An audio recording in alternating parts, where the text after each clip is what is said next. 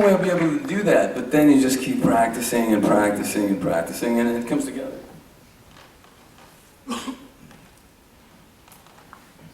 Okay, who's got the microphone? Way over there? Hello. Me. Wait. Okay, you go. I need to talk about your rider. What kind of effect that you like and why? What kind of? The pedals and effects your rider. Oh, the pedals. Yeah. Oh, talk about the effect that you must like to use in your shows. Oh man, these were in my bag. I mean, I get pedals all the time, and then I have never used the one on the left before, ever.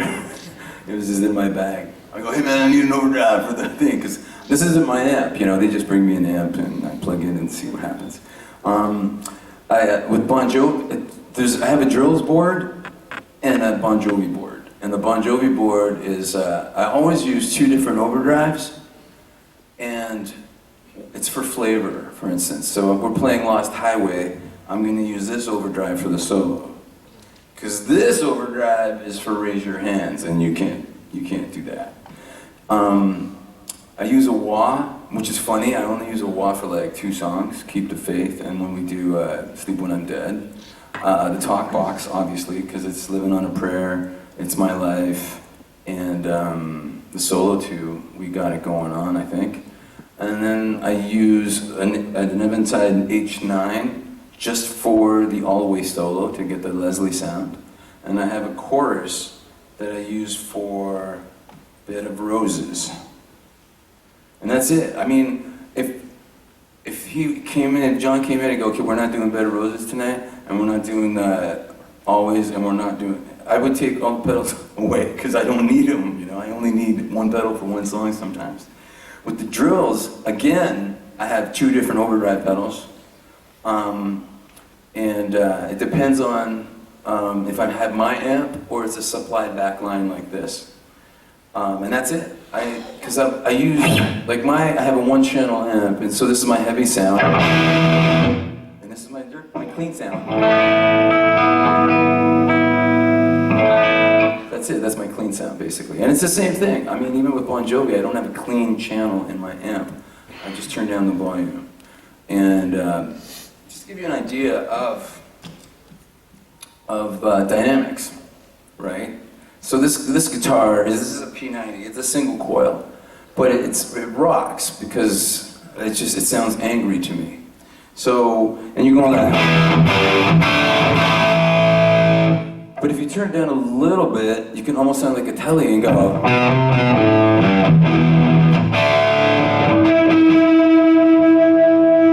I should tune. Not in this particular, I'm not used to this amp, but basically you tune down the P90 and you kind of almost get a Telly sound.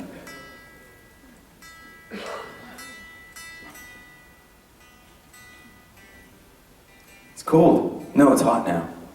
That's what happened. You come out and it's cold, and then it gets hot, and the neck goes, fuck you.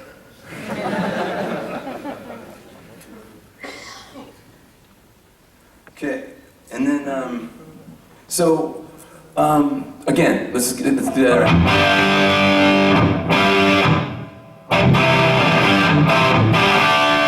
And then you come down a little bit, and that's when you can go.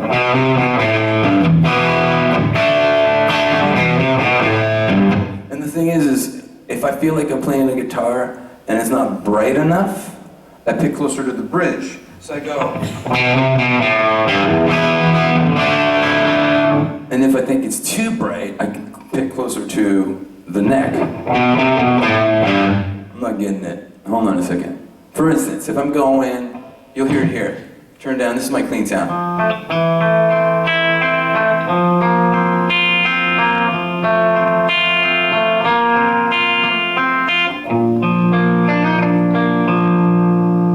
So, do you hear the difference? It was all like, and then I moved it here to go, because it sounds way sweeter then. You know what I mean? So you can, there's the dynamics without any pedals or anything and just your hands. and your volume knob and stuff. It's just, it's an amazing thing that I don't think a lot of people tap into. The other thing is too, I noticed that I have to use different overdrive pedals when I wear in-ears with Bon Jovi than when I'm just standing in front of my amp with the drills.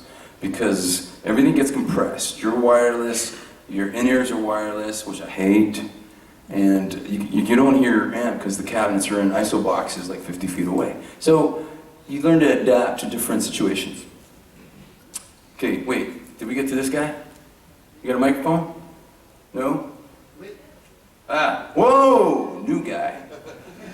So, thank you for coming. Thank you for coming. Do you have planned to bring the drills Yeah, man! to Brazil? Yeah, I'm talking to these guys backstage. I'm like, you guys gotta bring my band here. They're like, let's make it happen. And I'm like, all right. And they go, all right. And that's how it goes. Please. I mean, I'd love to. I love Brazil, man. I love these audiences. I love the people. The people are warm and passionate, and it's amazing. So, I'd love to bring my music here live. Like, I'm doing it now. Could you imagine if I had my bass player and my drummer and fucking rocking your faces off? It'd be awesome. I wish my beer is as cold as your heart. That's a crazy solo, right? I'm glad. Thank you for the segue. That's because, like, that's one of the craziest solos. I have to warm that up before I play. It's kind of like a... God damn it. How's it go?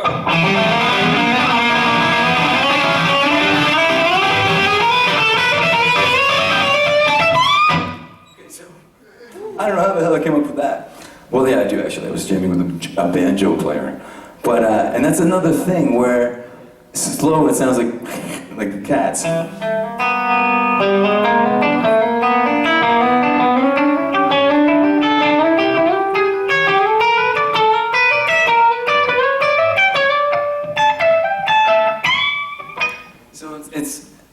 But I have to practice that shit before I go on stage with the drills, man. It's like a hard one. My left hand goes, so.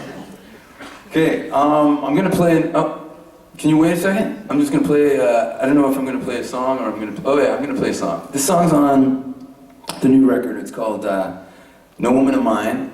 I'm gonna play to a track, because Abe Laboriel Jr., who is Paul McCartney's drummer, and my bass player from the Drills, Dan, is playing bass. And on the record, it's Doug Pinnick from King's X, who is one of my favorite singers, who's a friend, and came in and did some vocals. I'm gonna sing it for you guys, and this will be the second time that I've ever done this, because the first time was last week.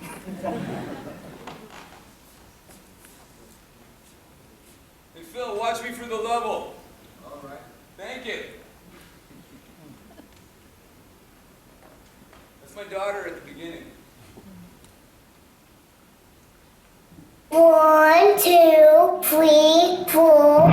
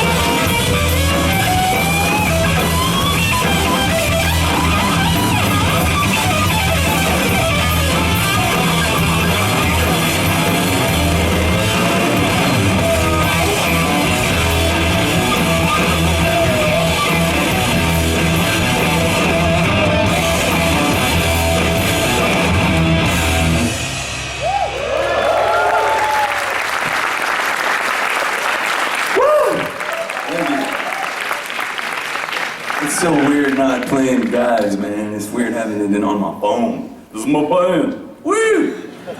But it's nice to play with Abel Laborio Jr. again. Okay, so.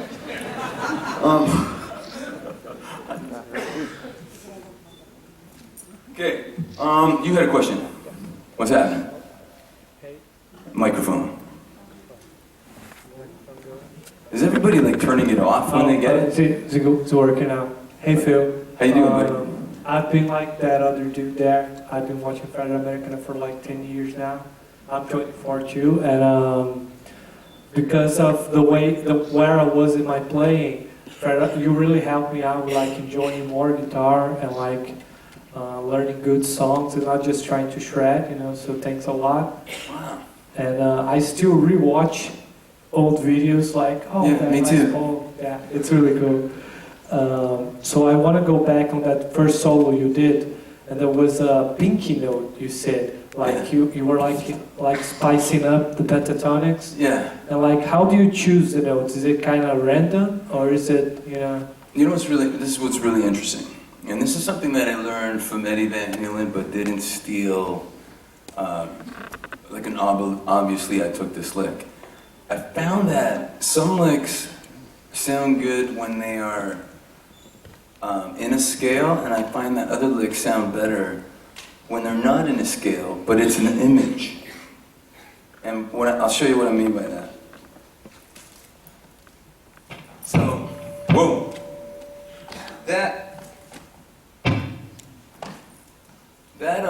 That lick shouldn't work. Is that this mic? That lick shouldn't work. It just does because I took a phrase and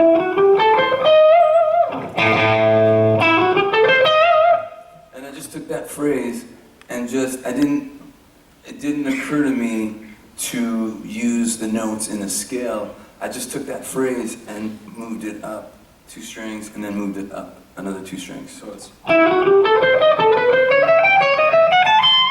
So that's what I mean by image. And basically, because I want to show you an Eddie Van Halen example. He does this in, I think, the full book. No, that's not a scale, but it sounds cool, right? And that's where I got I get the idea of taking an image and it's like almost taking a photograph and just having it in different places on the neck until you hear something that happens that's really cool. And that's how I did that.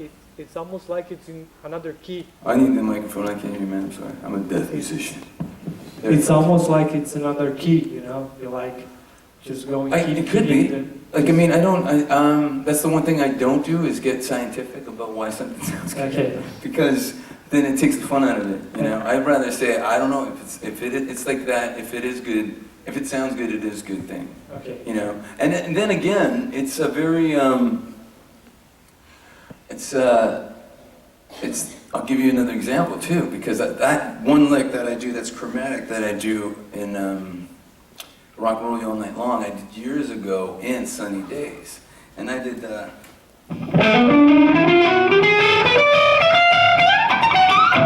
that in Sunny Days. And I was playing at the Roxy in Hollywood on Sunset. And Steve Lukather, who is now a friend, but at the time, like just a hero, an icon, and he's standing in front of me, and I'm like, holy shit, man, Steve Lukather. If everybody doesn't know Steve Lukather, he's the guitar player for Toto. And he's played on 1 million records. It's funny how, you know, we're on the internet, and there are people that appreciate what you do, and there are people that are trolls, hate everything, because they have no lives. But, you know, I did that lick one time, and this one guy came up to me, and he goes, yeah, you're pretty good, that lick sucked. And at first you take it to heart, like, first you go through like, what do you mean? And then you go like, fuck you, what do you know? And then it grows into like, fuck that guy. But Steve Lukather came up to me on the street after that show, and he said, hey man, you did this lick where it looked like it was going one way, but sounded like it was going another way, and I was like, that's the lick! And you're Steve Lukather. So, I mean, who are you gonna listen to, right? Steve Lukather, right, of course. But I think that what makes me, like, there was one lick I did on the new record that I don't think John Bon Jovi actually liked. But he goes, that doesn't sound right. And Shanks is like, Shanks has my back. He's like, dude, that is Phil's personality right there. We're not losing it. And they're like, okay. So I made it on the record, which is kind of awesome. But I think sometimes it's good to put your personality on recording, and sometimes it's just, like I said before, it's just making it the best it can be. But that's, even when we did, I didn't play on all of This House Is Not For Sale, but I went in to play the solo for Born Again Tomorrow. And John came in and he's like, dude, I want just fiery guitar. And I'm like, okay.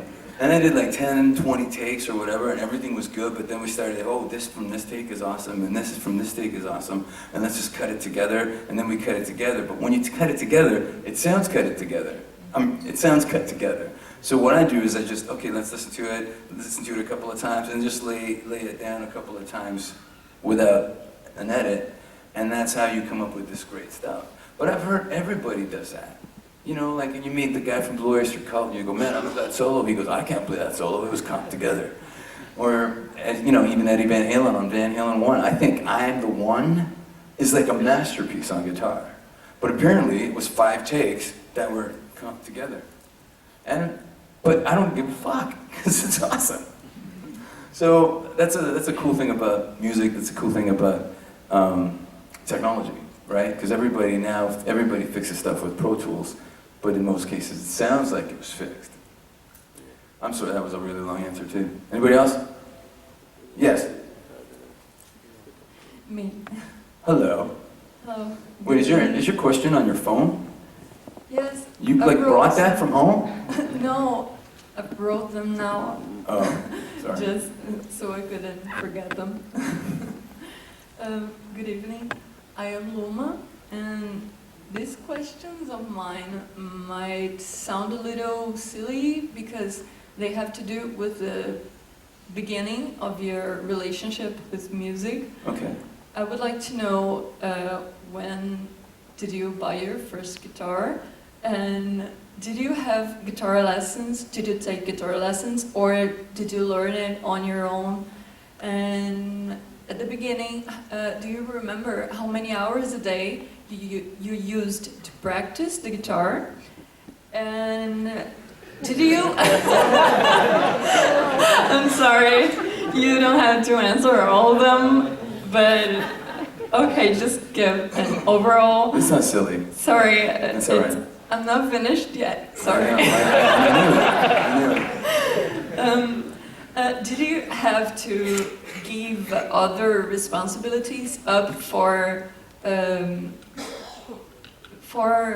music, and after how many years could you pay the bills only with music?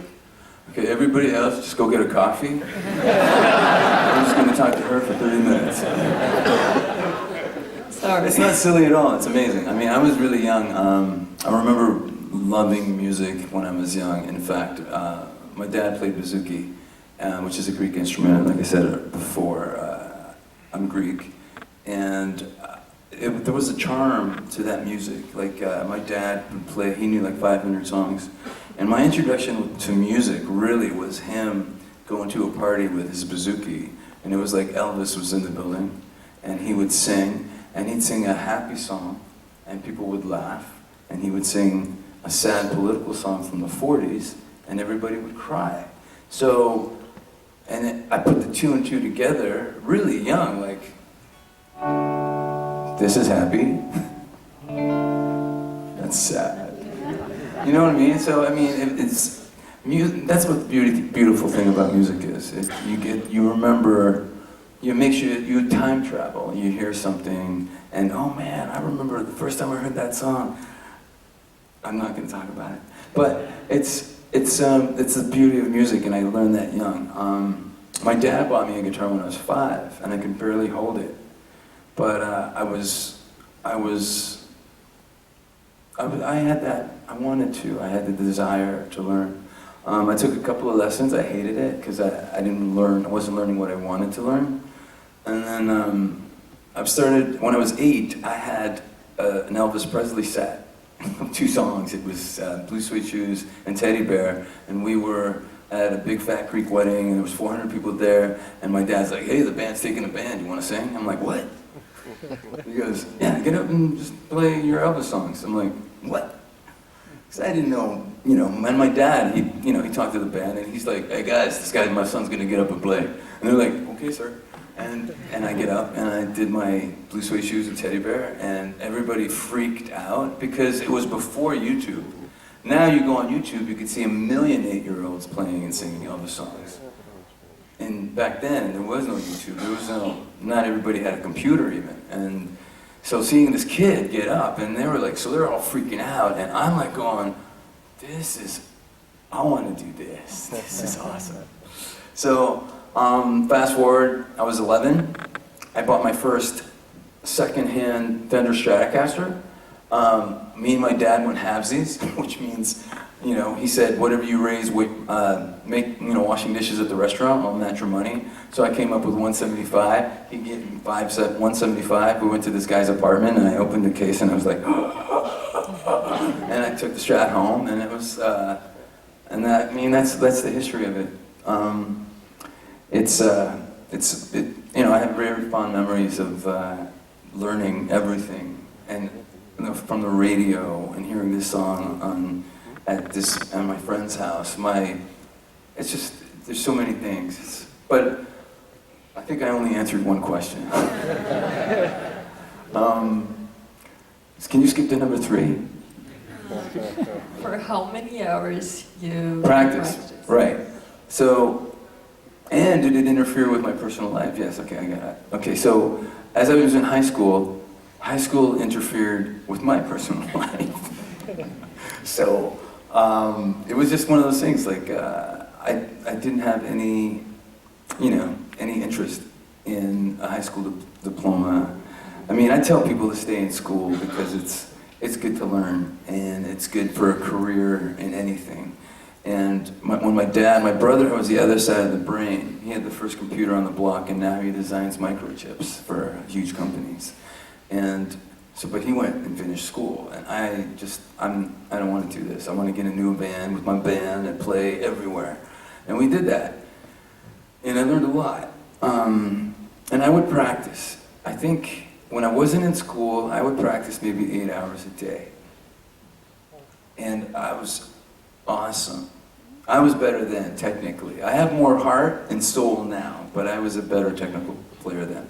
I think we would play 3 45-minute sets, and then everybody would go party, and I'd go to my room and play guitar until 6 in the morning, and then I would sleep for a few hours, and then I'd get up at noon, and then I'd play guitar until we went on. I was just constantly playing guitar, and it was a part of me. And I think that's important. If you want to make an instrument your life, you have to make it your life. Now, since I became a dad in 2013, I've become a worse guitar player because I never practice. I want to play with my kids because I go on the road. So I go on the road and I play guitar, and I suck now, and okay, I don't suck, but I have to really warm up my fingers to come out here and do this because I don't play that much. And then when I go home, I just want to play with the kids. So it's always a give and take. But if you're serious about I was serious about this, and I made it my life. If you're serious about it, there's no other way around it. You have to put the time in. And that's that. Anyone? Is that all right? Is it good enough? Thank you. Oh, you're welcome. And that wasn't silly at all. That was good. Whoa. Yes. Hi, my name is Marcia. Thank you. I think that you are great, the best. The best. Yeah, Yes. my opinion is. And I know that we are talking about guitars, but I have a question.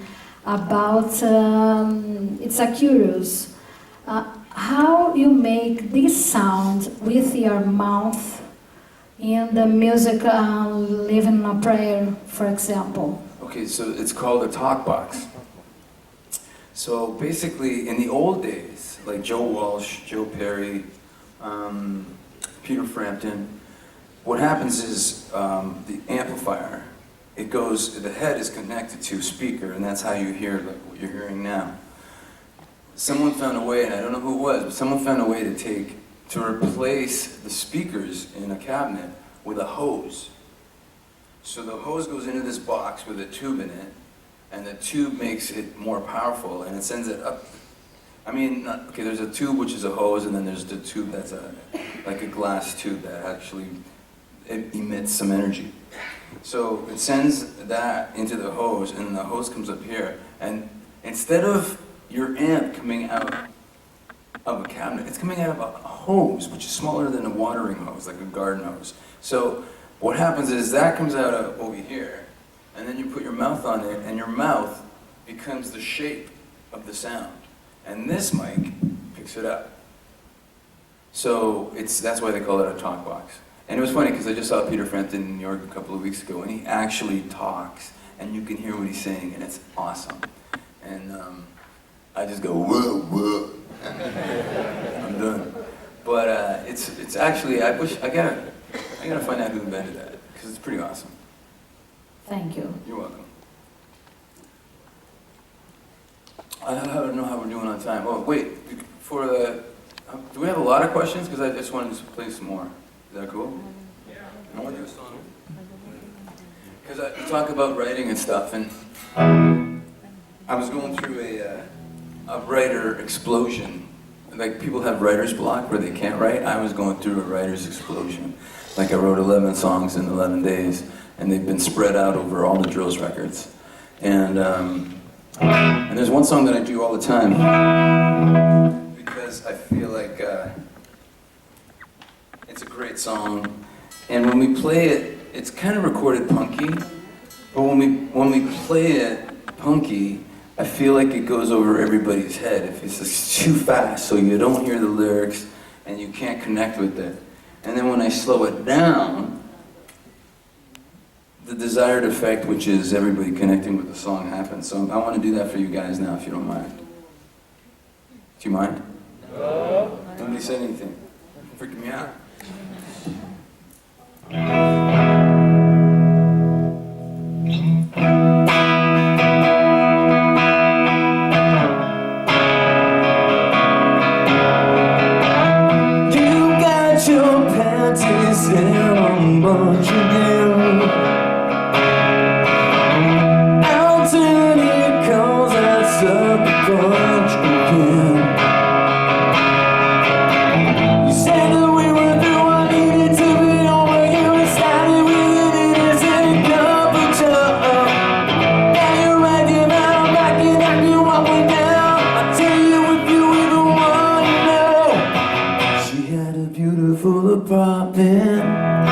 She had a beautiful face. She had a beautiful disposition. On every piece of furniture in the place. She had a beautiful apartment with a beautiful view. She had a beautiful moon on her shoulder that reminded me of you. That reminded me of you.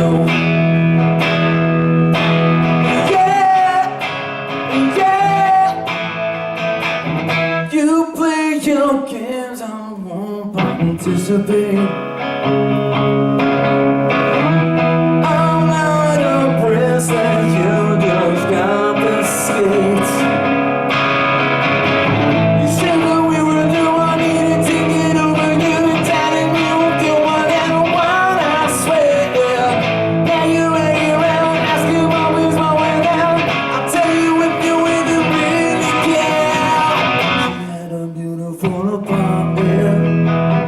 She had a beautiful face.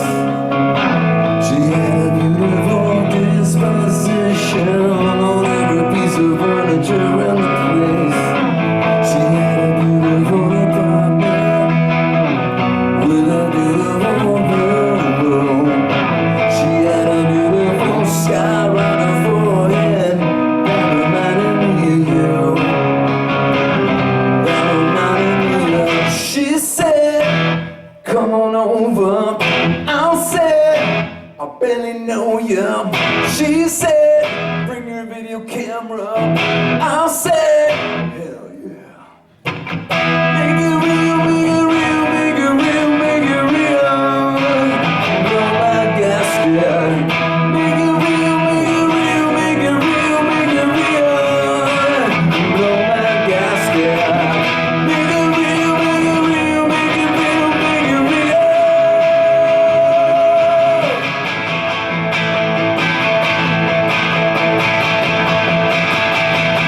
She had a beautiful body. She had a beautiful face. She had a beautiful disposition on every piece of furniture in the place. She had a beautiful body with a beautiful view. She had a beautiful moon and a shoulder that reminded me of you. That reminded me of you. That reminded me of you.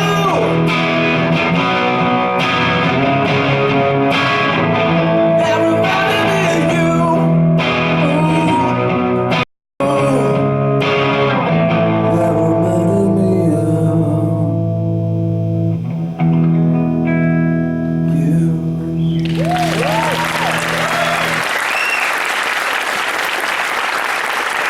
Thank you. That's called Beautiful Apartment. From Kick Your Ass in 17 minutes. Okay, we'll do a couple more questions, and then we're gonna play this thing, and then we'll wrap it up and do some photos if you want a photo. Anybody want a photo? Yeah! All right, we can do that. I don't know what's happening here. Okay, any questions? Yes. Oh, he's got a microphone or everything. Yeah, I got a microphone. Oh, it's on. Okay, so You got a turntable? no, I don't. Sorry. Two turntables? I'm just kidding. You know the That's next all right. song? Two turntables and a microphone. You know. Well, first of all, congratulations on the concert yesterday. So. Oh, thank you. Were you there? No, I don't. I wasn't. I did watch it though. Oh, you watched it on TV? I did. All right. Yeah. Well, so my question is not the favorite guitar player's question, with the exception of Joe Satriani maybe, which is what is your relationship with music theory, both when you were learning how to play and now, and also if you can tell us about like practicing drills you like or stuff you do to warm up and keep in shape. I think the theory thing is, I think it's good to know the notes. I mean, I think it's good to know the name of the notes, especially when you start playing with people and somebody goes, hey, we're playing the song in G. Then you could say that, oh, dude, I play it in F sharp. And then you can find that everybody can land on the G or land on the F sharp. It's good to know, you know, the notes, the names, the sharps, the flats. Reading is another thing. The theory, I understand, like I could write something out because I challenged myself one time and figured out the syncopation of dotted quarter notes or dotted eighth notes or whatever it was. But I couldn't read it the next day. It's not like you write a letter and then you proofread it the next day and you know, oh, I'm just going to change this to that, from that to it. And no, I just wrote it one day and then couldn't read it the next, and I thought, I don't have the time to put into that. For me, I don't like, it's funny because a lot of people practice, they warm up a lot to go on stage, and if I get too warm, I think I suck. So I have like a cutoff point. Like I'll give it a good 30 minutes just to get the blood flowing and make sure. The funny thing is, the easiest things are the hardest things when you get on the stage. I almost slipped last night. I was on stage and my foot almost took off. And I'm like, well, you're gonna hit a bad note. We were doing Bad Name and I hit the wrong chord. But that's gonna happen. When I'm warming up with the drills, I have to play the 5 or 6 solos that are really, really hard and nail them before I go on stage. When I play with Bon Jovi, I nail the simple solos in the dressing room. Like this will be kind of like what it's like, but it's not a big amp like this. It's a big amp. A little amp. It's like I'll be in there like.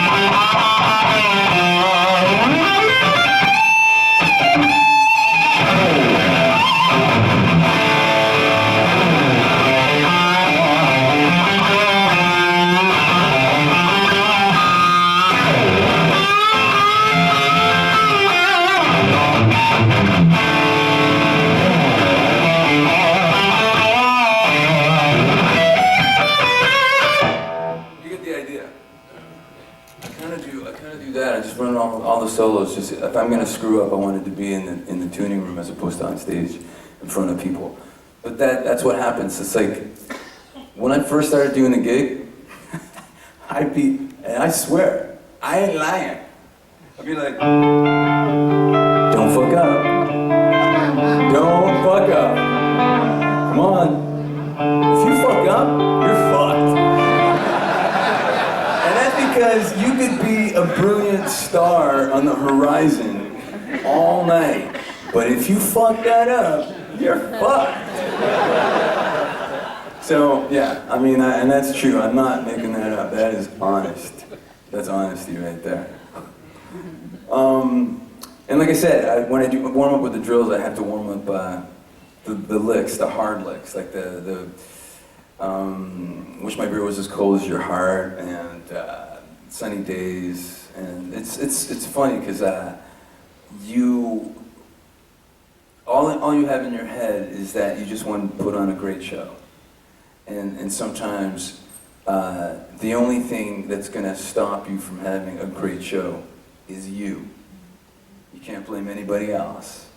So I walk on stage, and it's funny because when I walk on the stage with Bon Jovi, it's amazing because I've learned about this. It's a family. It's a family. It's a gang. It's a brotherhood, and we're a team. So let's go out there and do it, right? When I walk on stage with the drills, because I'm the front guy, I'm gonna kill you. I'm gonna kill you. I'm gonna kill you. And I'm gonna kill the band after us, and I just kill the band before us. Because I think you have to have that mentality. I think you have to walk on stage and just, you want people to leave and remember something. You want them to remember a performance. And so I do everything in my power to make that happen. And I mean, it's putting a lot of pressure on yourself. But when I walk off stage, I'm like, and I'm a dick too. I get cocky. Somebody walk up and go, hey man, you're pretty good. I'm going, fuck you, what show were you at? That was awesome. I kick ass. Because I feel like that. And nothing can stop you. You feel like you could stop a bullet. It's amazing. So you have to be, you're the best person to have in your corner when you go on stage, for sure. Exercise-wise, I don't practice scales. I practice songs that are hard. And that, to me, helps me become a better player. But like I said, I'd rather take my kids in the pool than play guitar right now. Anybody else? Did I even answer the question? I answered the question, right? Yes? Yes. Okay, good. Anybody? There. Ah, this guy. Who's the closest microphone? Oh, there you go. So, big fan. Oh, thanks, man. What made you drop out of Yamaha for Framers? Was it a company thing or a guitar thing? It was, they refused to make a fat neck on my signature model. Was it the Pacifica?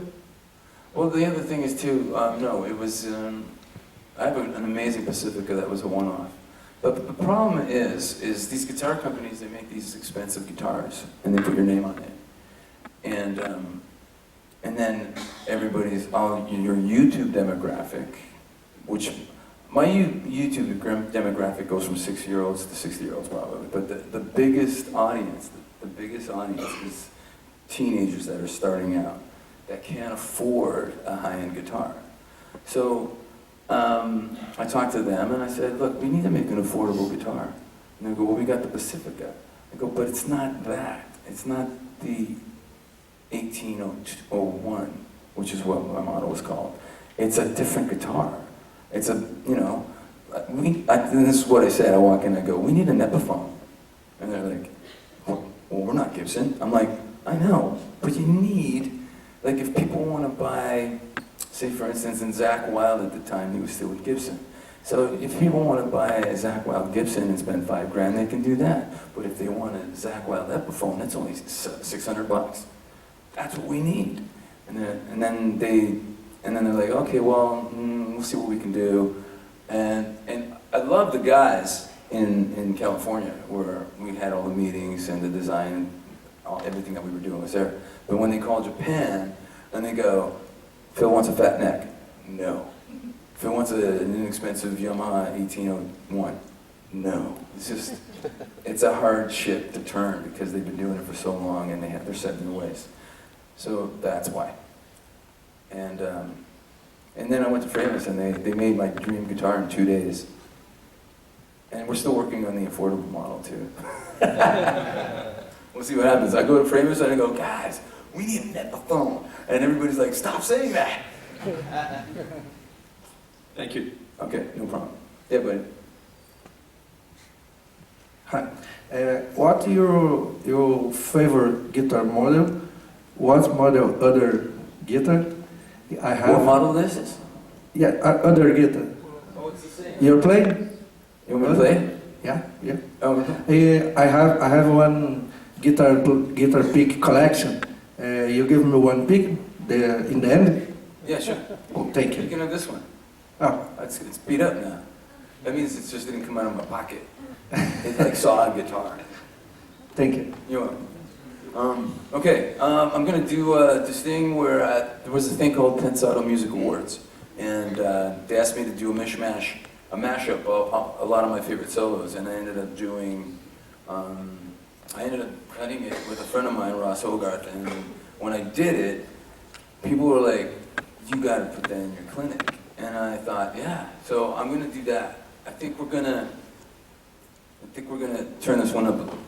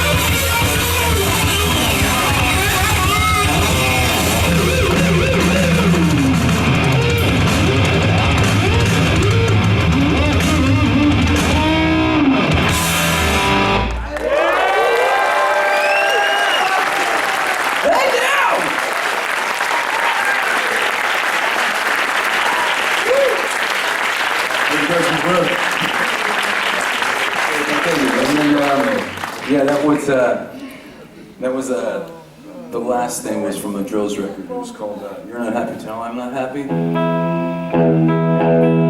And this is a thing that happens in the studio if you let it. Creating. I was doing the solo, and I did that. And as I did that, in my head, seriously, in my head, I'd go, I'm like, fuck, if I do that one more time, it'll sound like a motorbike, like, burn, burn, you know, like that. So it's like, and that's it. Okay, thanks everybody. Thank you for coming out. I really, really appreciate it. Great questions, lots of good questions. Awesome, thank you. So, I don't know what we're doing next. What are we doing next? Yeah, so you got something to sign? I'll sign it. You want to take a photo? We'll take a photo. Are we going out? It's going to go in the back. In the back. All right. This is Carl. Can we introduce Carl? You didn't have to translate today. I want to know that.